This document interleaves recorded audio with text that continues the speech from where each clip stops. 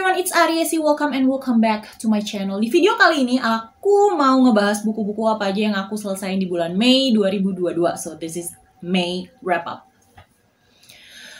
Di bulan Mei aku nggak baca buku fisik atau e-booknya, aku dengerin audiobooknya. So semuanya 9 buku di sini semuanya aku dengerin audiobooknya, dan aku merasa tadinya sebelum aku baca bukunya Alice Finney, aku merasa agak underwhelmed dengan buku-buku yang aku baca karena yang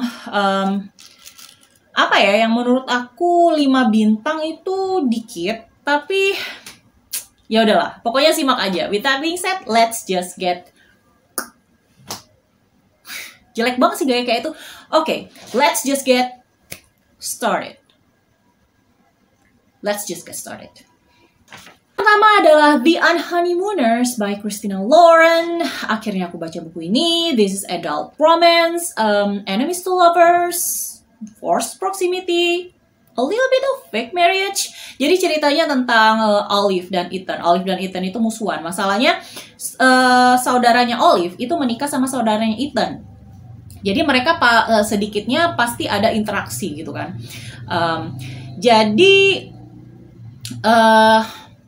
Saudaranya si Olive ini, si pengantin baru inilah ya, pengantin baru ini dia itu punya dapat memenangkan giveaway paket bulan madu ke Hawaii gitu kan. Tapi karena suatu insiden, jadinya si sepasang pengantin baru ini nggak bisa pergi liburan ke Hawaii, dan saudaranya si pengen Olive untuk menggantikan dia ngambil giveaway itu dengan menikmati liburan ke Hawaii. Masalahnya si Ethan juga sama, dia diminta oleh saudaranya untuk menikmati giveaway tersebut gitu loh. Jadi ketika Ethan bilang ke Olive kalau dia bakal ngegantiin saudaranya untuk pergi ke Hawaii, tadinya Olive nggak mau ngegantiin si kembarannya itu. Tapi setelah dia tahu Ethan bakal pergi, dia mikir, aku nggak bisa ngebiarin Ethan menikmati giveaway ini sendirian enak-enak di Hawaii, aku harus ikut. Dan ujung-ujungnya mereka pergi berdua nih, enemies ini pergi berdua, dan karena term and condition dari giveaway tersebut adalah mereka kalau pengantin barunya berhalangan, itu mereka nggak bisa ngirim pengganti gitu. Karena term and conditionnya kayak gitu dan cukup strict, jadi mereka terpaksa harus berpura-pura menjadi pengantin baru yang menggantikan kedua saudara mereka itu. So di sini lucu banget, mereka berantemnya lucu kayak saling ya pokoknya enemies to lovers, you know. Di sini eksekusi enemies to lovers-nya tuh bagus banget. Dan ada trope forced proximity juga karena mereka itu kan dianggap pengantin baru, dianggap suami istri, jadi ruangannya itu nggak misah, paling dipisahin sama ada ruang duduk, ada ruang tidur gitu loh. Jadi siapa yang di kasur, siapa yang di sofa gitu-gitu. Dan mereka juga ketemu orang-orang yang terrelasi sama mereka, kayak aku nggak bisa sebutin di sini, tapi orang-orang itu penting, porsinya di sini lumayan penting. Buku ini tadinya aku mau kasih 5 bintang, tapi gini loh, buku ini konfliknya itu bukan sekedar enemies to lovers, kemudian mereka tadinya enemies, musuhan, berantem-berantem, kemudian sparks, kemudian this book is worth the hype. Aku cuman nggak suka sama bagian dimana bikin aku ikut-ikut emosi, tapi penyelesaian konfliknya bener-bener memuaskan banget. Jadi aku kasih buku ini 4 bintang. The Wife Upstairs karya Rachel Hawkins. Ini retelling dari Jane Eyre karya Charlotte Bronte, Emily Bronte. Aku nggak tahu, pokoknya salah satu dari Bronte Sisters. Aku belum pernah baca Jane Eyre karena aku jarang baca klasik.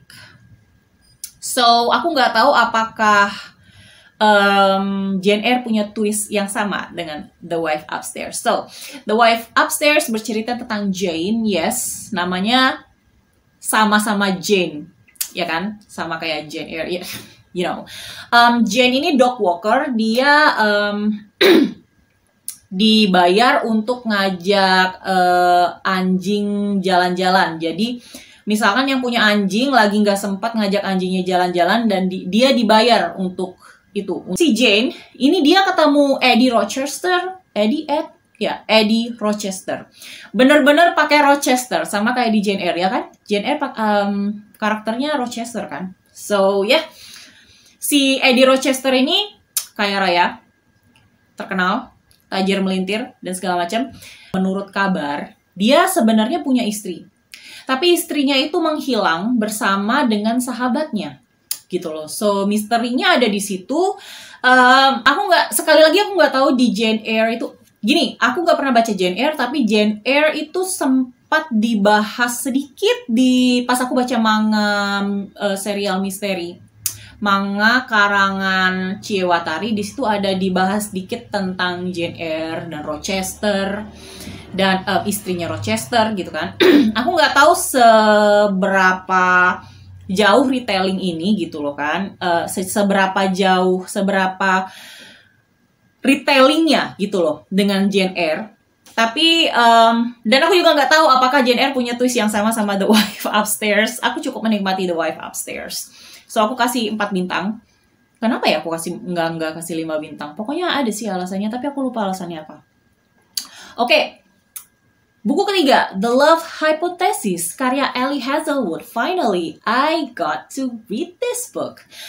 So, this book is TikTok sensation, hype, dan covernya juga lucu banget. Dan ini kalau nggak salah tadinya fanfiction Kylo Ren sama Rey. So, jadi buku ini ceritanya tentang Olive. Olive itu dia mahasiswa, bukan mahasiswa, dia mahasiswa sih, grad student. Aku nggak tahu grad student level PhD-nya di sana itu selevel sama S2 atau S3 di Indonesia. Intinya si Olive ini ngambil gelar PhD, dia mahasiswa PhD, dan karakter cowok di sini itu namanya Adam. You know what I'm saying? Adam Driver. Yes, okay. So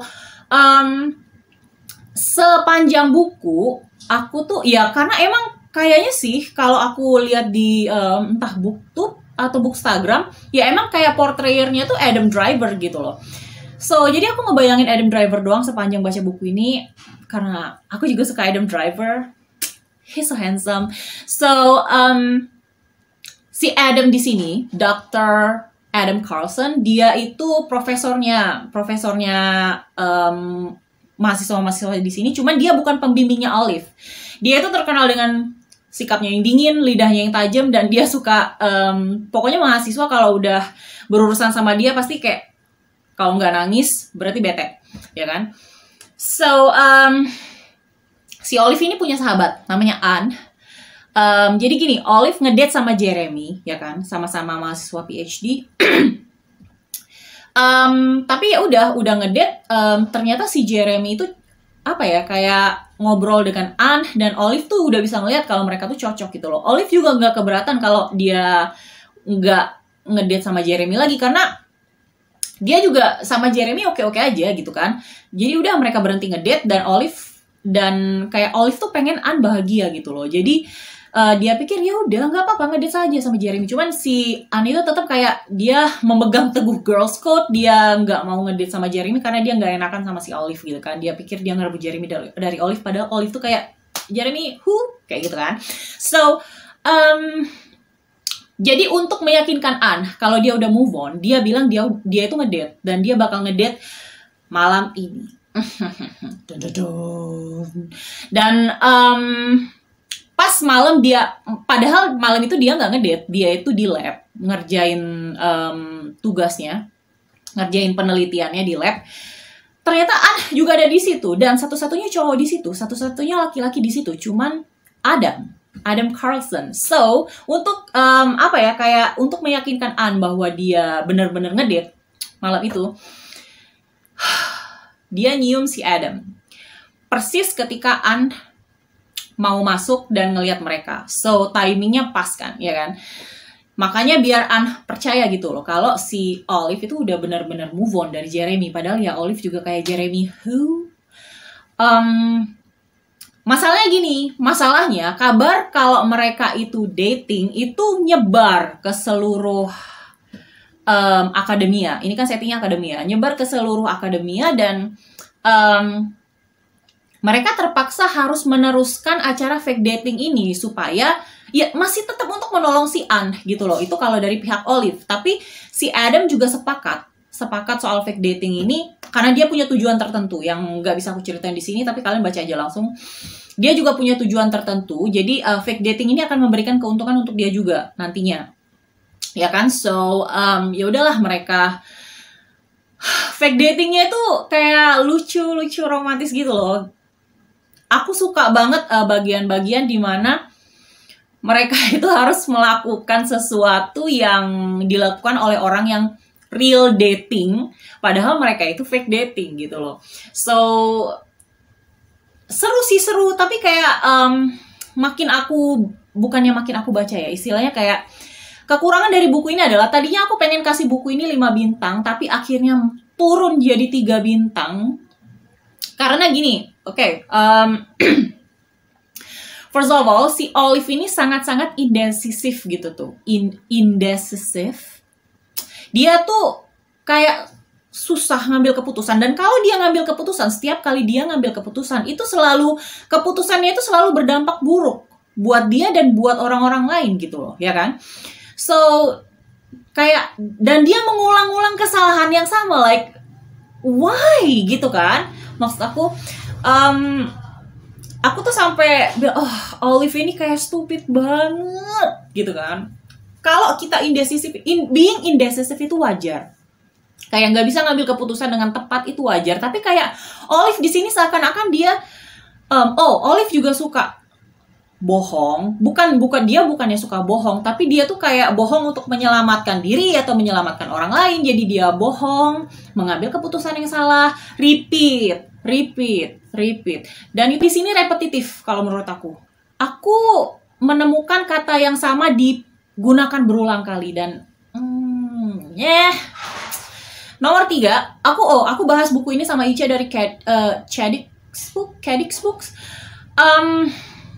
Pendapat Ica sama kayak pendapat aku.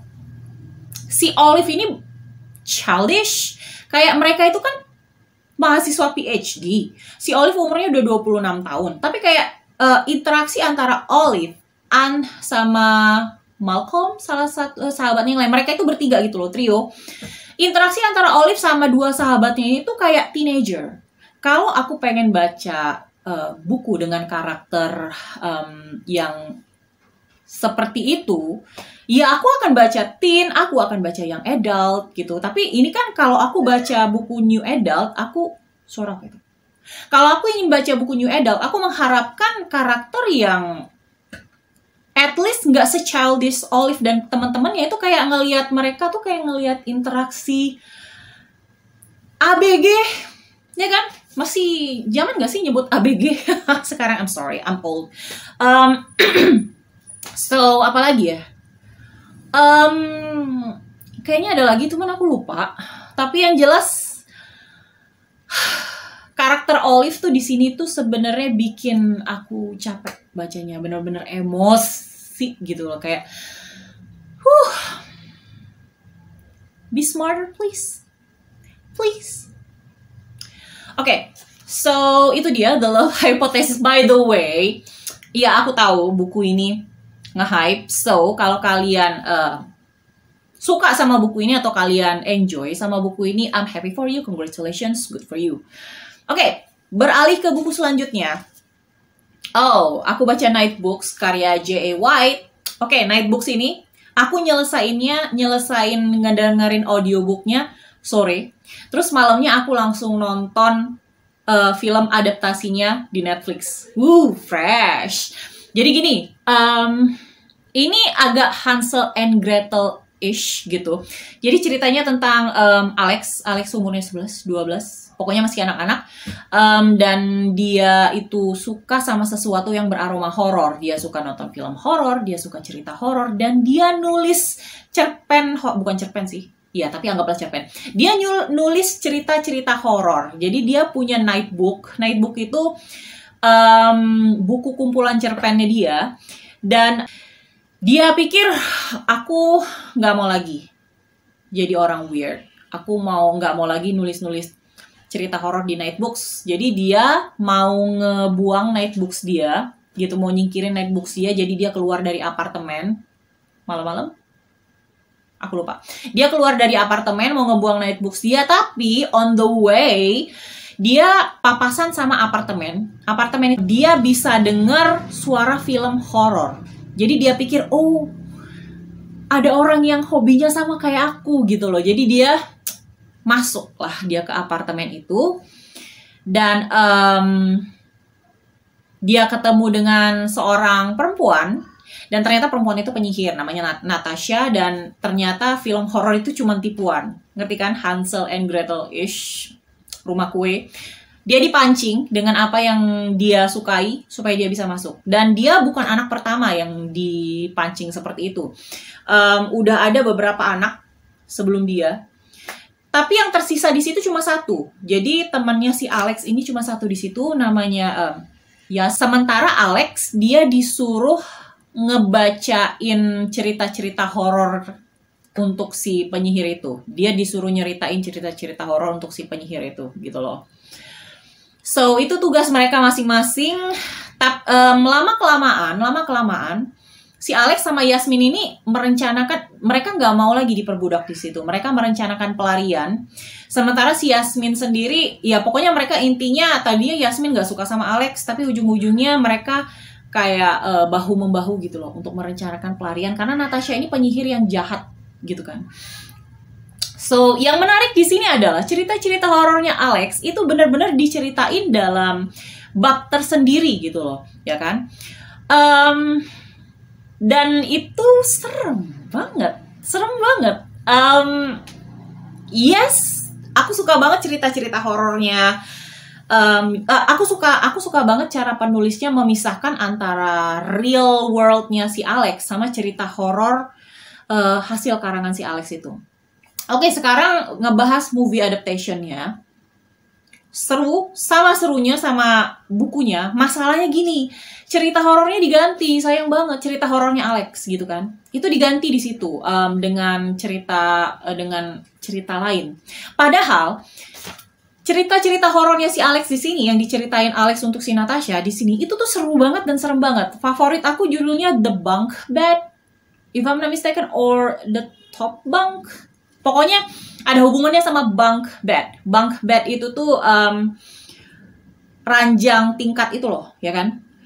So di filmnya nggak ada dong cerita itu, The Bunk Bed itu nggak diceritain di situ, sayang banget. Padahal itu favorit aku. Dan ya emang kayaknya ceritanya si Alex ini diganti di situ, tapi cuma ceritanya doang. Sisanya kurang lebih sama. Dan aku suka banget sama filmnya, aku suka banget sama buku ini. Bukunya aku kasih 4,5 bintang. Oke, buku berikutnya adalah The Chocolate Touch by Patrick Skin Catling.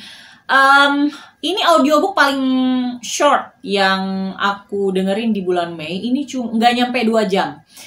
Dan ini middle grade. So, middle grade itu gampang banget diserap. Gampang banget dipahami kalau audiobook, kalau middle grade. Ya, tapi tergantung juga lah. Tergantung tulisannya juga. So, The Chocolate Touch ini retelling dari cerita Raja Midas. Jadi kalau kalian belum tahu, ceritanya Raja Midas itu adalah raja yang dia seingat aku dia raja, tapi dia tuh greedy, dia tamak, serakah. Dia pengen apapun yang dia sentuh itu berubah menjadi emas gitu loh. Dan ujung-ujungnya kemampuan seperti itu, jadi apapun yang dia sentuh menjadi emas. Dan sampai pada akhirnya hal yang penting bagi dia itu berubah jadi emas. So, itu kurang lebih cerita King Midas. Dan The Chocolate Touch ini sama, tapi BTW nama karakter utamanya ini John Midas, tetap pakai nama Midas. So, The Chocolate Touch ini sama ceritanya kayak King Midas, cuman apa yang si anak ini sentuh itu menjadi coklat karena dia obses sama coklat, dia suka banget makan coklat dan segala macam. Sampai dia ketemu toko misterius, dia beli coklat di situ, dan besok-besoknya apapun yang dia sentuh, apapun yang dia pegang itu jadi coklat. Garpu, sendok, pensil, buku, if I'm not mistaken. Yes, sampai pada suatu hari hal yang paling penting buat dia berubah jadi coklat. Nah, konfliknya ada di situ. Ariesi yang berumur 6 tahun pasti kasih buku ini 5 bintang. Ariesi yang berumur 33 tahun tetap kasih buku 5 bintang. So, 5 bintang, yes, 5 stars indeed. Oke, buku selanjutnya yang aku dengerin audiobooknya adalah Stay Gold by Toby McSmith. Ini transgender representation, which is good, meningkatkan awareness kita dengan kehidupan para trans people. Oke, jadi Stay Gold ini ceritanya tentang Pony. Pony ini trans boy. Jadi, oke, sini aku jelasin. Trans boy itu dia terlahir perempuan, kemudian dia bertransformasi. Bisa nggak sih pakai istilah itu? Bertransformasi menjadi laki-laki. Dia pindah dari sekolah lama ke sekolah baru. Tanpa dengan membawa rahasianya gitu loh. Jadi kayak dia pikir gini, oke, new school, new life, nggak ada yang bakal tahu identitas dia itu transgender atau bukan. Orang-orang taunya dia cowok gitu kan, anak baru, cowok dan segala macam. Jadi dia ngarepnya kayak gitu, tapi dia nggak bisa menyimpan rahasia itu lama-lama. Dia naksir sama salah satu anggota cheerleader namanya, oh my god, aku lupa namanya siapa. Wait, no, I forgot. Oh, Georgia, namanya Georgia. So dia naksir sama Georgia ini cheerleader.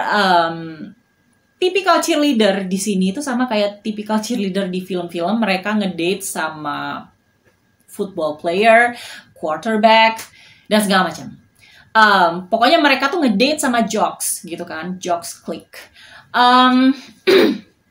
Jadi si Pony naksir Georgia dan Georgia pikir Pony itu cute. Referensinya Leonardo DiCaprio di Titanic, so aku jadinya ngebayangin Leonardo DiCaprio di Titanic. Jack Dawson, oke, lanjut.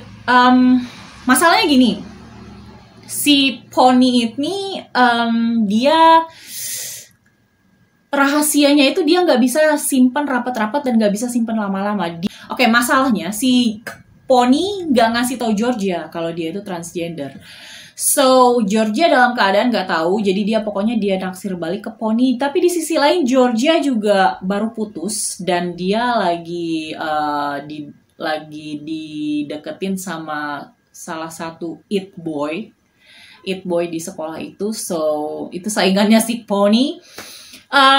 Aku cuma bisa cerita sampai situ karena konfliknya tuh berat di sini. Oke, karena ini ada trans people representation, so menurut aku itu meningkatkan awareness kita tentang bagaimana kita memperlakukan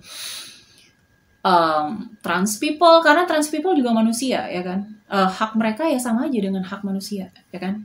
So Georgia di sini si tokoh ceweknya itu aku nggak suka banget sama Georgia karena dia kayak wishy-washy. Jadi kayak dia ngasih harapan ke Pony, dia ngasih harapan ke Jake, dan ujung-ujungnya dia nge-friendzone Pony, and I was like, girl, being decisive. Tapi endingnya bagus, endingnya tough by the way. Aku jadi paham gitu loh tentang apa yang orang-orang transgender rasain. Tapi di sisi lain aku tetap nggak bisa enjoy dengan karakter Georgia di sini because she is just annoying, obnoxious. So oke. Mari kita beralih ke buku selanjutnya by Queen Alice Finney. Aku baca Rock Paper Scissors. Aku udah baca Sometimes I Lie by Alice Finney, and it's like great, amazing. Dan Rock Paper Scissors. Oke, Rock Paper Scissors ceritanya tentang sepasang suami istri, Adam dan Amelia. Karena di sini ini pakai aksen British, jadi aku nggak bisa Amelia. It's so great. Oke, so Adam ini penulis Dan ini si suami ya, si Adam, dia penulis, dia punya situasi di mana dia itu tidak bisa mengenali wajah. Jadi semua wajah orang tuh kayak sama buat dia gitu loh. Jadi bahkan dia nggak bisa mengenali wajah istrinya sendiri. Dia punya kondisi yang seperti itu. Aku nggak tahu apakah itu bisa disebut penyakit atau enggak, tapi yang jelas dia punya kondisi yang seperti itu. Oke, itu tentang Adam. Tentang Amelia. Si Amelia ini, si istri, dia ngajak Adam ke daerah Highlands, Skotlandia, dan menginap di suatu tempat, di suatu chapel, untuk memperbaiki keharmonisan rumah tangga mereka, gitu loh. So, di buku ini ada tiga POV. POV-nya Adam, POV-nya Amelia, dan POV-nya Robin. Ada karakter sini namanya Robin. Terus ada juga POV surat. Di situ nggak ditulis itu POV-nya. Kan kalau Adam, chapter 1, Adam, chapter 2, Amelia. Enggak. Di situ cuman kayak surat aja. Gitu. Ketika Adam dan Amelia stay di situ, oke. Mereka nemuin kejadian-kejadian yang ganjil. Dan Adam juga punya suatu trauma yang kalian bisa baca sendiri di sini. Amelia juga ketakutan karena mereka itu semuanya punya masa lalu gitu loh. Itu kelebihan dari novel-novel thriller psikologi. Mereka punya masa lalu yang dark, yang nggak kita tahu sebenarnya kayak apa, dan itu muncul lagi di masa depan. Itu keistimewaan novel-novel seperti ini. So, aku cuma bisa cerita sampai situ sih, ya. Karena POV-nya juga sudah aku kasih tahu, udah aku kasih tahu, dan kalau aku kasih tahu lebih jauh takutnya spoiler. But like Alice Finney ini benar-benar pintar menggiring deduksi pembaca. Jadi kayak kita udah ketebak nih pasti A, atau kemudian oh ternyata B, oh mungkin B. Tapi itu 2/3 buku tuh deduksi kita di seakan-akan kayak muter-muter, kayaknya gini. Dan di sepertiga buku terakhir, dan you're wrong, tetat. Bagus banget. Alice Finney ini benar-benar bagus dalam memelintir plot gitu loh. Plotnya tuh benar-benar twisted gitu. Jadi aku kasih buku ini 5 bintang. Dan kalian baca sendiri kalau mau tahu twistnya kayak gimana atau plot sebenarnya kayak gimana. Karena aku selanjutnya adalah Blame for the Win karya Robbie Couch. Ini buku kedua dari Robbie Couch yang aku baca. Buku pertamanya The Sky's Blues. Itu Chef's Kiss. Bagus banget, aku kasih 5 stars. But Blame for the Win aku kasih 4 bintang. Dan aku akan jelasin kenapa. Oke, so Blame for the Win ini ada vibe Legally Blonde. Dimana Blaine itu cowok artsy yang dia itu artsy itu berjiwa seni.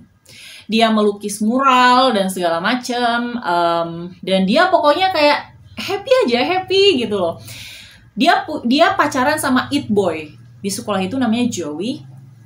So si Joey ini dia tipikal it boy. Dia berasal dari keluarga terpandang, keluarga yang statusnya tinggi, yang mementingkan pendidikan tinggi, mementingkan status tinggi, dan segala macam. So, di hari anniversary mereka, Joey ngajak Blaine dinner, dan di situ dia mutusin Blaine. Jadi Blaine diputusin di hari anniversary mereka karena alasannya dia mutusin Blaine karena dia pikir Blaine itu nggak serius gitu loh, dan dia mau mencalonkan diri menjadi school presiden gitu loh. Dia harus ngedate sama cowok yang serius juga. Menurutnya ngedate sama cowok yang sama-sama serius sama dia itu bisa menjadi faktor X yang bisa mempengaruhi apapun yang dia tuju. Dia pikir kayak gitu. Jadi dia mutusin Blaine, dan Blaine pikir, oh, kalau dia mau cowok yang serius, Blaine itu pengen balikan lagi ke Joey. Jadi untuk memenangkan Joey kembali, Blaine mendaftar sebagai kandidat calon school president di sekolahnya. So, ini benar-benar 180 derajat bedanya dari kehidupan Blaine yang sebelumnya. So, saingannya juga berat, dan salah satu saingannya yang menurut aku sih sama-sama it boy, itu ngedate sama Joey dong. Like, what? Joey cepet banget gitu loh move on-nya. Dia langsung ngedate sama Zach, if I'm not mistaken. Iya, Zach, namanya Zach. So, si Blaine ini tadinya tujuan dia untuk ngelamar lagi, mencalonkan diri menjadi school president itu supaya sebagai pembuktian ke Joey kalau dia bisa juga jadi cowok serius, dia bisa juga jadi cowok yang bisa sepadan dengan. Selain harus mengumpulkan sekian banyak tanda tangan, dia juga harus mempersiapkan diri untuk visi misi dan segala, menyampaikan visi misi dan segala macam. Kemudian, nggak mungkin dong dia menyampaikan, misi saya, tujuan saya menjadi school president adalah supaya saya bisa balikan dengan pacar saya. Kan nggak mungkin dia bilang kayak gitu. So, dia harus nulis visi misinya, dia harus menyampaikannya, kemudian nanti ada juga debat segala macam. Tough. Aku nggak kasih buku ini 5 bintang karena menurut aku romansnya agak underwhelming. Bisa dimaklumi karena sangat manusiawi sih. Aku nggak bisa ceritain kenapa romansnya di sini underwhelming buat aku. Mungkin karena aku tuh udah baca beberapa buku dengan tema serupa yang romansnya cute, dan di sini romansnya agak kurang satisfying aja buat aku, but like tetap bagus karena tulisan Robbie Couch itu sangat mudah untuk dinikmati. So, buku terakhir yang aku dengerin, audiobook yang aku dengerin di bulan Mei 2022 adalah His and Hers by Queen Alice Finney. Alice Finney officially udah jadi favorite author aku. So, okay. His and Hers ini trope-nya he said, she said. Jadi ada lebih dari 2 sudut pandang sebenarnya, tapi sudut pandang utamanya itu sudut pandang Anna dan Jack. Aku nggak akan kasih tahu mereka itu siapa dan hubungannya apa. Intinya Anna itu news anchor dan Jack itu detektif. Di sini juga ada sudut pandang misterius, seseorang yang misterius yang nggak disebutin namanya di sini, tapi dia di audio, karena aku dengerin audiobooknya, jadi dia itu menggunakan suara yang disamarkan. Yang disamarkan jadi kayak gitu, jadi kayak Darth Vader. Dan itu menjadi misteri di mana kita, itu menjadi salah satu misterinya gitu loh. Jadi ada kasus kematian beruntun di daerah tersebut. Oke, si Jack ini detektifnya, dia mengusut kasus tersebut. Kasus itu punya benang merah sama masa lalu yang diceritain di sini, dan aku nggak akan ceritain itu masa lalu siapa. Dan Alice Finney lagi-lagi mind blowing tulisannya, karena kayak 1/3 buku ketebak nih, 2/3 buku kayaknya sih ini deh. Dan 1/3 terakhir buku itu, dan you are wrong, Alice Finney is right. So, aku kasih buku ini 5 bintang karena Alice Finney benar-benar, cobain baca Alice Finney. Kalau kalian suka baca thriller gitu, yang penuh dengan misteri dan plot twist, baca bukunya Alice Finney, serius. Oh my gosh, like chef's kiss. Anyway, itu dia tadi audiobook yang aku dengerin di bulan Mei. Aku cuma dengerin audio. Ceritain ke kolom komentar, apakah kalian udah pernah baca buku ini? Salah satu dari buku ini, salah 2, salah 3. Apakah kalian berminat baca buku ini, atau kalian punya rencana baca beberapa dari baca buku-buku ini? Okay, I can't speak. Oh my gosh. Atau ceritain aja current reading kalian di kolom komentar, ceritain apa aja, kita bisa ngobrol. Okay, so thank you udah nonton. Jangan lupa klik like and then subscribe, and I'll see you on the next video. Bye.